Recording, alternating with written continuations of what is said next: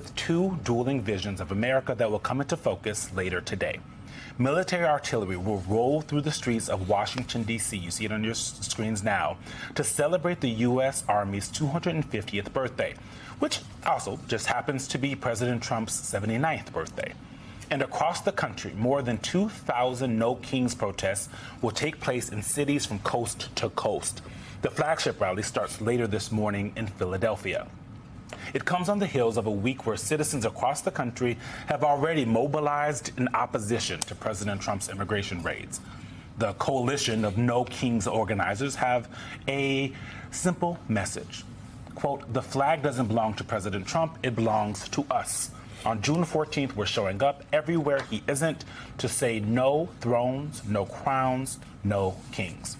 Joining us now, Leah Greenberg, co-founder of the group Indivisible that's helping organize No Kings protests, and Beverly Harvey, founder and group leader of Indivisible Kansas City and an organizer of the No Kings rally in Kansas City, Missouri. Beverly, I want to start with you because, you know, you're in a red state. I'm curious, yes, how hard or easy was it to get people to say they're going to stand up in this No Kings protest today? I'll tell you what, we started this back in February. We had a big presentation right across the street at the community church. We had so many people show up, they had to lock the doors. So even though we're in a red state, there's a lot of people, whether they're red, blue, whatever, that are showing up. Leah, Lee Jordan here. President Trump has called the protesters who are turning out to the No Kings and to other rallies around the country's paid protesters, troublemakers, part of a foreign invasion. Who are the men and women that you are seeing at these protests? I'll tell you what, they're every day. Oh, those claims are those claims are just transparently ridiculous. The folks that we work with, they are regular people all over this country who understand that politics and democracy, it's too important to leave up to the politicians. They are nurses, they are teachers, they are IT technicians, and they know they had to do something because they are watching our democracy under threat. They are watching our neighbors under attack, and they're standing up and they're saying we're not going to stand for it. Hey, Beverly, I was just in your city the other day on my book tour in Kansas City, great city. Awesome. And as has been established, you are the founder of Indivisible Kansas City and doing the protest today. Listen to what President Trump had to say about what could happen to folks who show up here in Washington to protest the parade. And I'll talk to you about it on the other side. We're going to be celebrating big on Saturday. We're going to have a lot of, and if there's any protester that wants to come out, they will be met with very big force. By the way, for those people that want to protest, they're going to be met with very big force. And I haven't even heard about a protest, but, you know, this is people that hate our country, but they will be met with very heavy force. Now, of course, the president is talking about the military parade here in Washington today. But you are a protester, and you're going to be among the thousands of people protesting around the country. What does it mean to you or say to you that the president of the United States is saying that if you protest, you will be met with, quote, heavy force?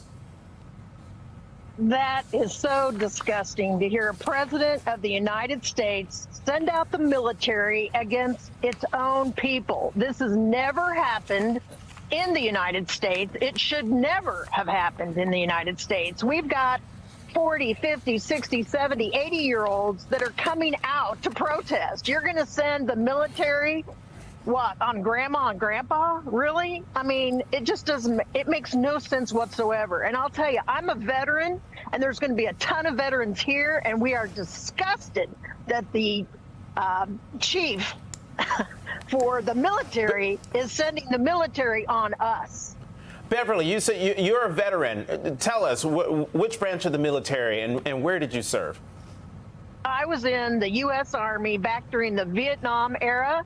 I was a behavioral science specialist that counseled Vietnam vets when they came back. So I have served my country proudly, and it is disgusting that Trump wants to put the military on the city streets against, you know, protesters. We have a right. We have a constitutional right to protest.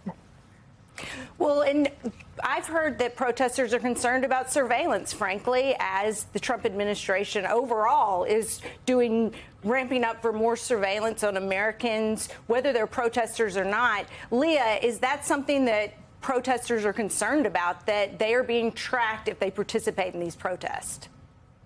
We've heard some of those concerns, and what I would say overall is that we're all really clear that we're in a climate of escalating retaliation and repression. This is part of a broader agenda to crack down on any source of power who might stand in American society, who might stand against Donald Trump.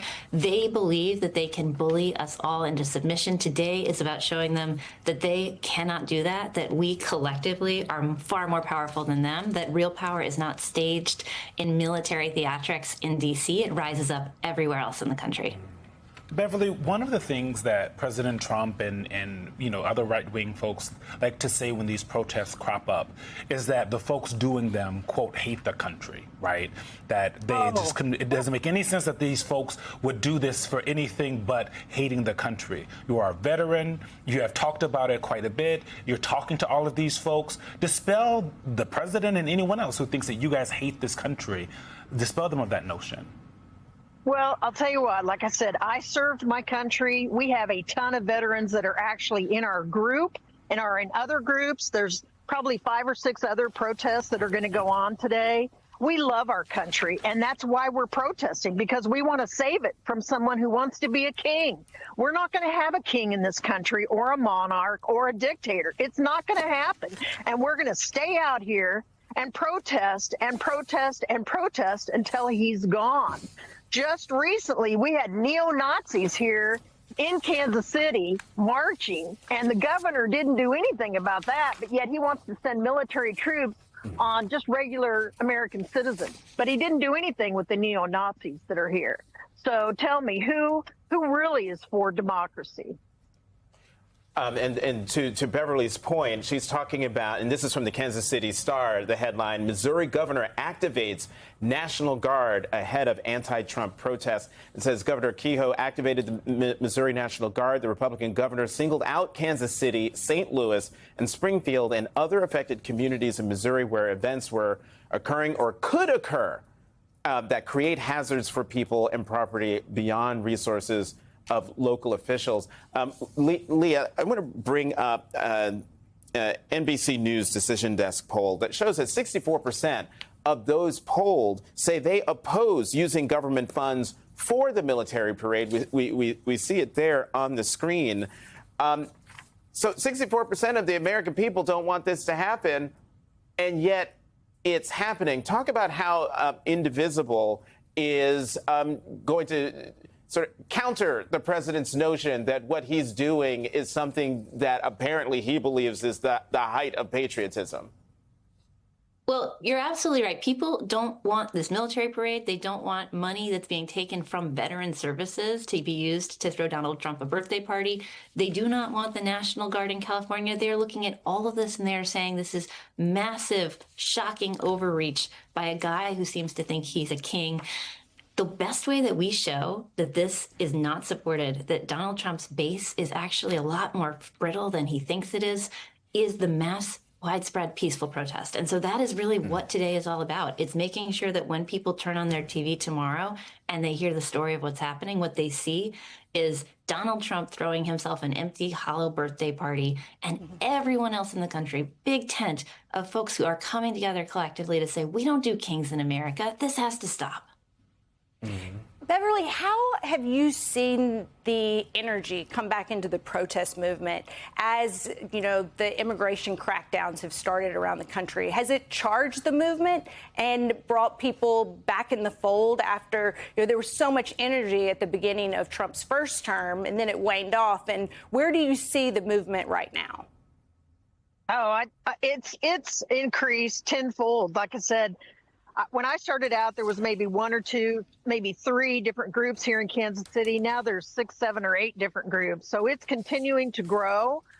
You know, what they're doing, what ICE is doing is awful. I mean, they're taking American citizens and arresting them, taking them away from their families, and nobody even knows where they are. I mean, this is unbelievable that this is happening in the United States. What is going on? Is there no Republicans that think this is just awful? I just don't understand that.